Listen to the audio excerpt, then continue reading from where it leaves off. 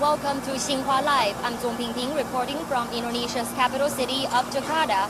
Now I'm at the construction site of the first high-speed railway in Southeast Asia, and that is the Jakarta-Bandung high-speed railway. Actually, behind me you can see the first tunnel of this project is being constructed right behind me. And the construction of the 142-kilometer high-speed railway tells us the story of cooperation between China and Indonesia under the Belt and Road Initiative. In today's program, we invite Mr. Ronald Lingzang, assistant engineer of this Tunnel 1 project. Hello, Mr. Ronald. Thank you for joining us for the live today. First, please introduce the Tunnel 1 project progress for us. Okay. I'm the one of the local worker here. We call it inlet or open cut section. Here is the start point of tunnel number 1. When the train goes into the tunnel, underneath the surface level, and then we'll reach 1.8 kilometer ahead, and then from the end cut point 1.8 kilometer ahead, the train will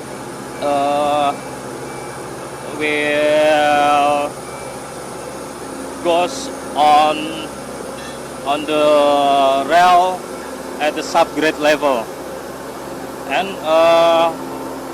for the progress of TBM assembly here, we have to accomplish the process of assembly before 31 March of this year.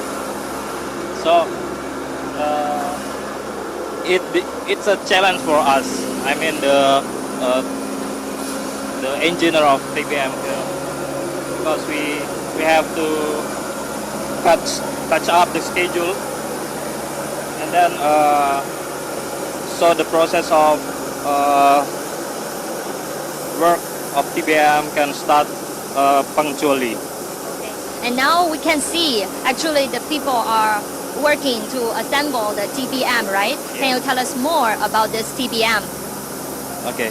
TBM itself is the first and the largest TBM will be operated in Indonesia, possibly in Southeast Asia. And me as an Indonesian will be proud of this project, and me myself can see directly with my own eyes the largest TBM in Southeast Asia. How do you feel about this large machine? Yes, it's exciting, yeah. Can see this big machine, and will be bore the tunnel underneath the highway of Jakarta Cikampek, West Java. So compared to humans, if people just do this job, what's the advantage of this machine? Yeah, of course, we can see and experience how to assembly this big machine, and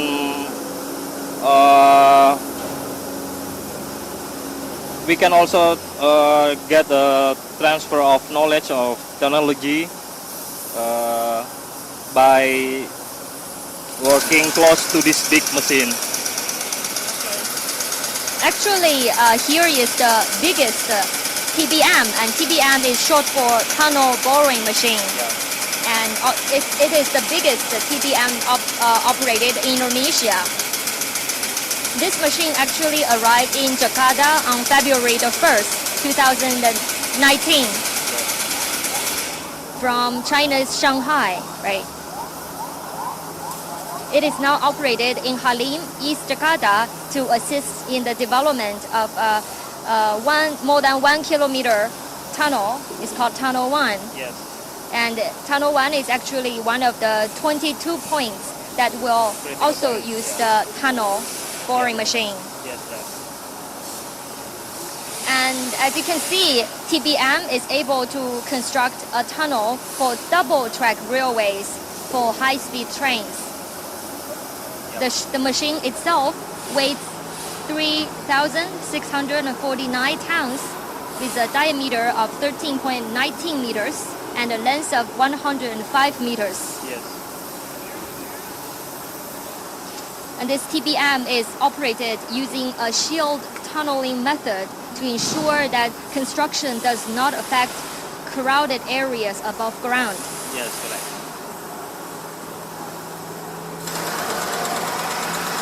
It is operated under one of the busiest toll roads in Indonesia, that is the toll road. Yes. Jakarta-Cikampek Highway.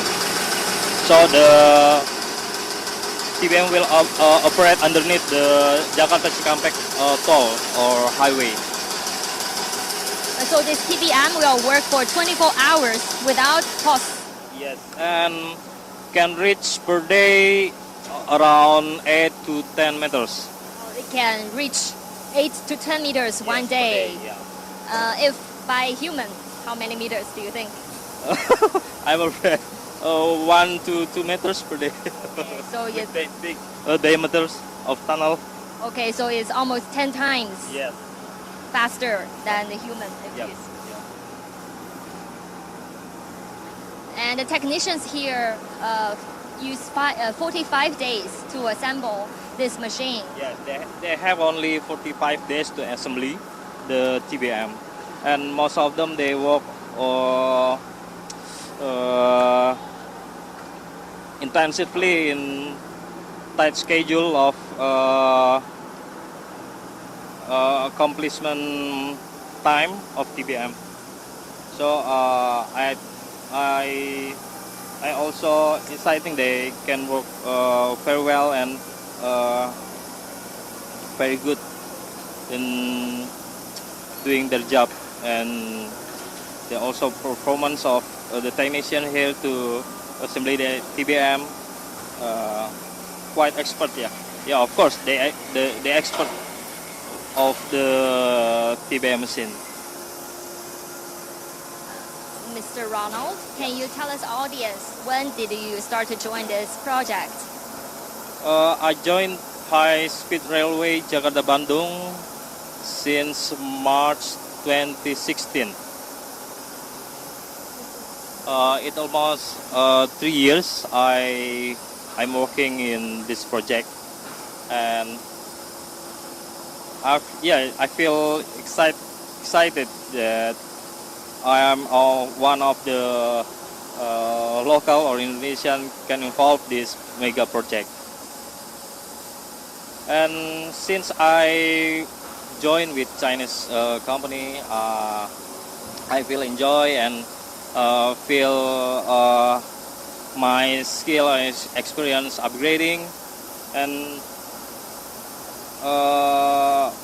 with this mega project I have story to my son and grandson that this is your father that one of the worker that construct this modern mode transportation. This is actually my second project with Chinese company. Previously I construct I work with Chinese company to construct coal-fired power plant 2 times 100 megawatt in Balikpapan, East Kalimantan, Indonesia. And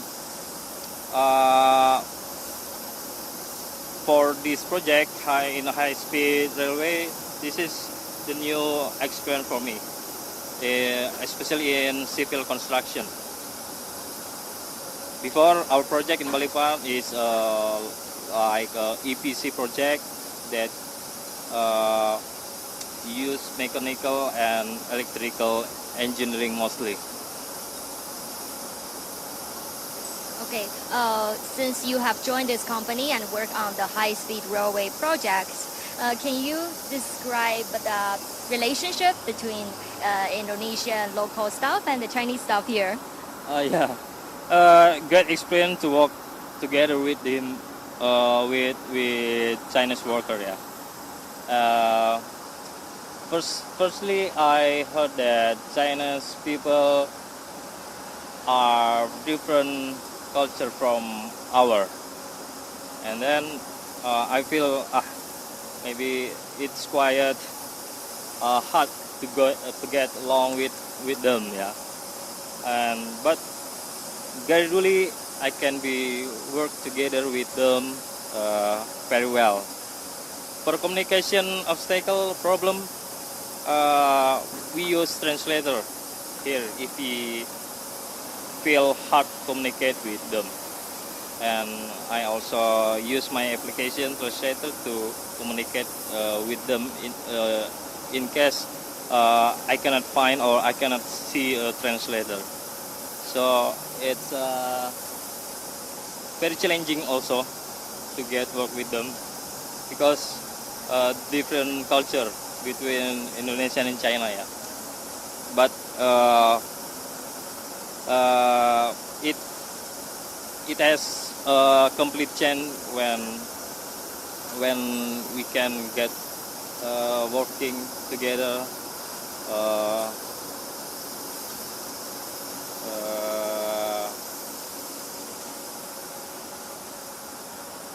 Working until the project finish, our relationship getting good, and we can solve problem. And sometimes we make jokes and we share about our life. Sometimes the Chinese colleagues sharing about their family in China, sharing about their life in China, and we share each other.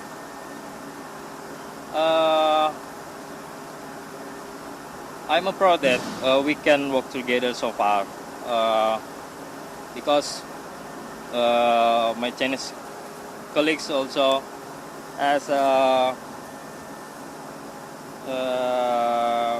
we sometimes have a good time to hang out, to take a little chit chat with them while enjoying a cup of tea, Chinese tea. You like Chinese tea? Yeah, Chinese tea. Yeah. Can you speak Mandarin now? Chinese? Yeah. Just a little, like ni hao, xie xie, fu ge xi, like meso, like that. As you mentioned, this project actually brings different people from different culture together on one project. Do you think it is a good approach? Yes, this is a good approach between two different culture, Indonesia and China. We have a long history with China before, and be proud that they are really focused on doing this job to help our economy development. Talking about the economic development, what do you think the HSR can bring to Indonesia economy, especially Jakarta-Bandung and along the way? Yes, it can be effect to our economy, especially people in West Java, and for efficiency of cost of transportation and also efficiency of time. So can be helpful to accommodate people who has a business in cargo, or as a businessman who concerned about the time. They can use a high-speed train to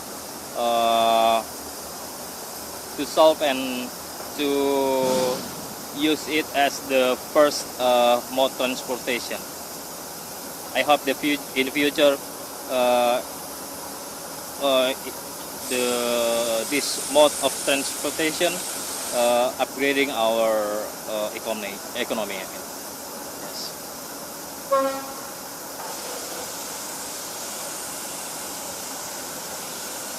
Do you face any challenges working in this project? Challenges, yeah. Outside there,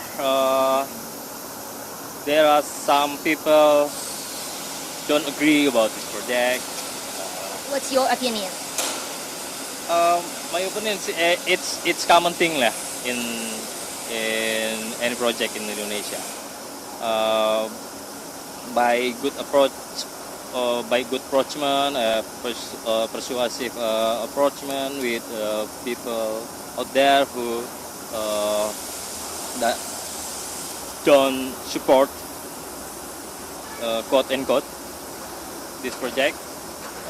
We do a good socialization to them. Okay. Can share with us your future plan? My future plan, my skill and experience getting better and upgrading, and hopefully this kind of projects still has a place in Indonesia and continue not only in West Java province but another province or city in Indonesia. So I can keep going and join working with this kind of project, especially a Chinese company.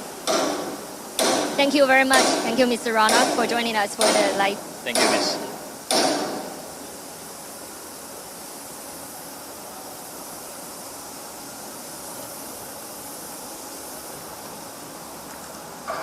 Okay. Indonesia President Joko Widodo and the Chinese President Xi Jinping give high priority to the Jakarta-Bandung HSR project. In October 2015, Jokowi issued the president order to speed up the HSR equipment and construction. The Jakarta-Bandung high-speed railway is constructed by KCIC. It is a consortium of Chinese and Indonesian state-owned companies. Indonesia has 60% of the shares, while China has 40%.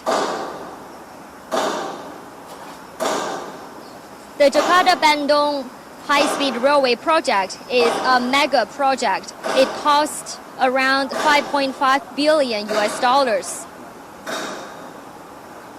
Indonesia President Joko Widodo's administration preferred China's proposal because it does not require government guarantee and promised a large share of technology transfer, which is quite important for Indonesia. China will also help with the 5 billion loan program. On January 2016, Indonesia President Joko Widodo kicked off the project in Walini, Bandung. Jakarta-Bandung high-speed railway could go as fast as 350 kilometers per hour. That will reduce travel time from more than 3 hours to just 30 minutes. The normal train takes 3 hours to reach Bandung and 4 hours by car. It can take 109,000 passengers in a day from 5 a.m. to 10 p.m. 4 stations will be located at Halim, Jakarta, Karawang, Walini, and Daguluo, and also Daguluo Depot.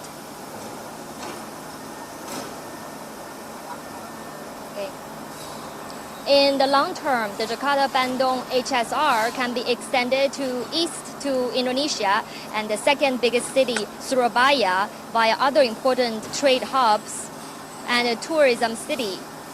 This will shape up a high-speed railway network on the Java Island. The project is the first to use China's high-speed railway standards, technologies, and equipment on a foreign line. And the HSR is expected to operate in 2021.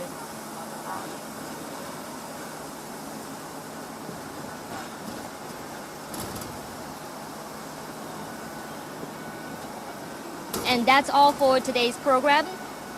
Thank you for watching. If you like our program, please share it on YouTube and Facebook.